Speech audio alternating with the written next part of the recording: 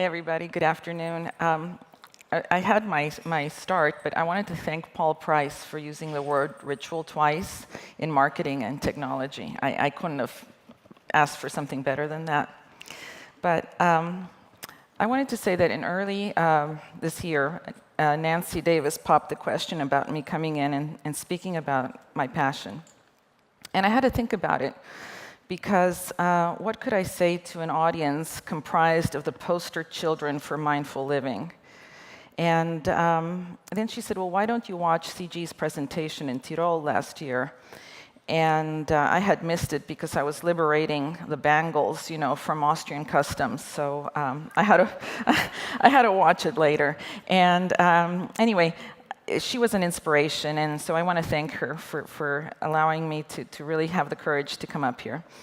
My journey, which has brought me here today, has been and is about being present and using intention and daily ritual. It is about not letting life pass me by. It is not about success or image. It is about actively seeking to take notice of the sights, sounds, and sensations around me, and to savor these moments. It is being awake and present to the world. And it is about the changes that are thrust upon us by life itself, and accepting them and living with them fully. For me, this is living life passionately, and ritual is the tool that guides me to live life daily and in full technicolor, or, like I like to say now, a la Louis Schwartzberg. I'm a child of two different worlds, the Austrian on my father's side, the Mexican on my mother's. My parents' union brought together two cultures steeped in tradition and ritual. And, ritual began in my life as discipline in my childhood. And as years went by, that daily discipline, the daily must-dos, became an intrinsic part of who I became. Ritual was part of me. Now, please notice that I don't use the word routine, I use the word ritual.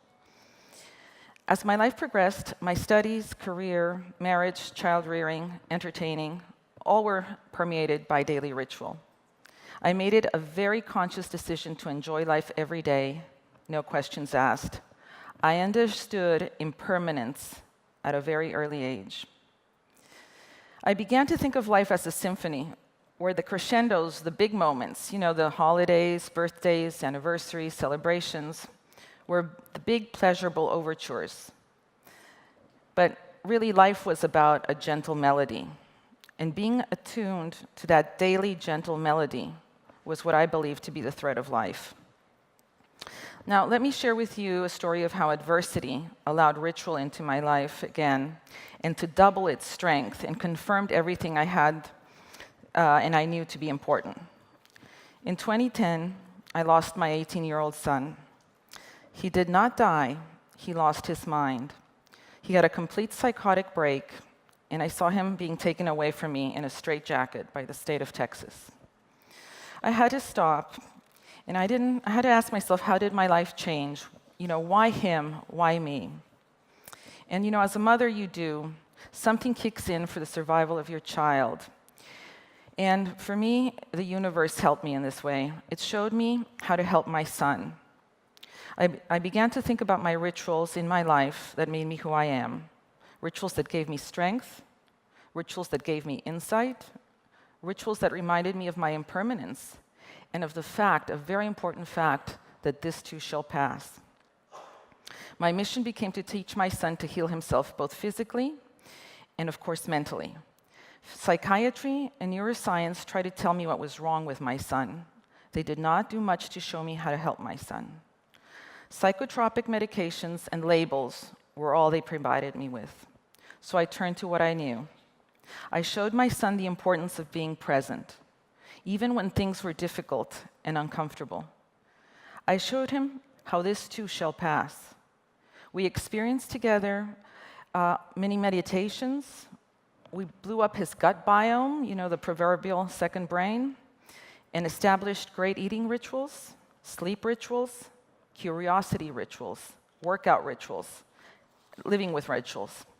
I'm happy to say that my son is now 25 years old, trying to pay the rent in San Francisco, and has a job, so I love it. Thank you.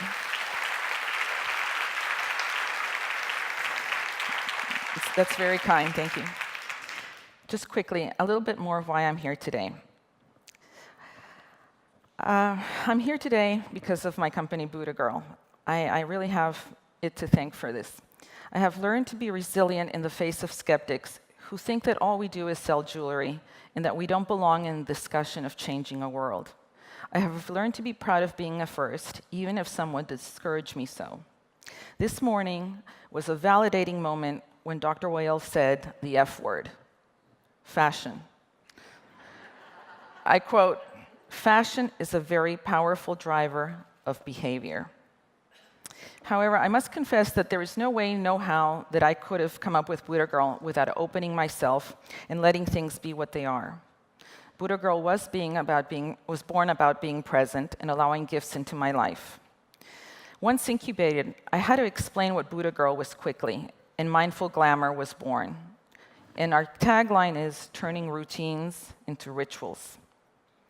My favorite quote is from Sir Thomas More from 1530, and it's a simple one, but it's very powerful.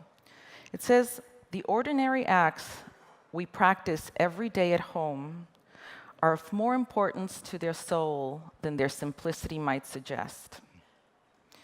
My career has been in high-end luxury retail, and I combined that with contemplative practice, and as we all now have heard, science is validating what contemplative practice can do and meditation can do. So Mindful Glamour is at the heart of everything BuDhaGirl does, from our vendors to our relationships, and it really is our driving force behind the company. Bringing ritual into lives, into everything we do is so important. A point that I want to make is when CG left Massage Envy, she recognized she needed something else, and she took control and did something that required total intention. She changed the course of her life. So somehow, intention, change, and ritual are interconnected. I have made my own daily rituals. I have made them up for me, to suit me, not to follow a doctrine, but to give me a sense of why I do what I do, and for my acts to be deliberate, thoughtful, and with purpose. I find the smallest of details in my life give me the greatest joy. Flowers, the first cup of tea, my car. How many of you have ever thanked your car? Oh, good. Wow, that's why I say you're mindful. At dinner a few weeks, I was with a colleague, my husband's colleague, and he was telling me about this fabulous new luxurious car he bought. And it occurred to me to ask him, I said, "So, do you ever thank your car?" And he thought I was nuts. And I said, "Well, when you open the door, do you smell the leather? Do you see the hand stitching? Do you marvel at the engineering? And do you thank it for taking you and bringing you back home safely?" He still thought I was nuts. So about a week later, he called me and said, "You know, Jessica, I will never get in my car again the same way. I love it. But this is important. I worked so hard to be able to purchase this car, and it was never for me until now." Okay, so I have decided to share the importance of rituals with my family, my friends, my clients, and peers. I want to hear from people that they are indeed noticing things that have been passed by for so long. From waking up in the morning, to eating, to interacting with people, to loving your family, friends, and guess what? Your work, because we spend a lot of time at that. Each day, as each note in that gentle symphony of life is important.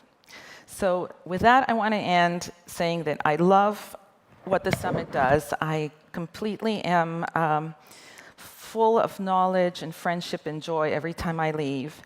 And I want this year not to be any different and leave you with little gifts. So as you walk out to your energy break, you'll have some gifts that are little orbs that are silk threaded, and they're meant to show impermanence. They won't last forever, but I hope that whilst they last, they give you great joy.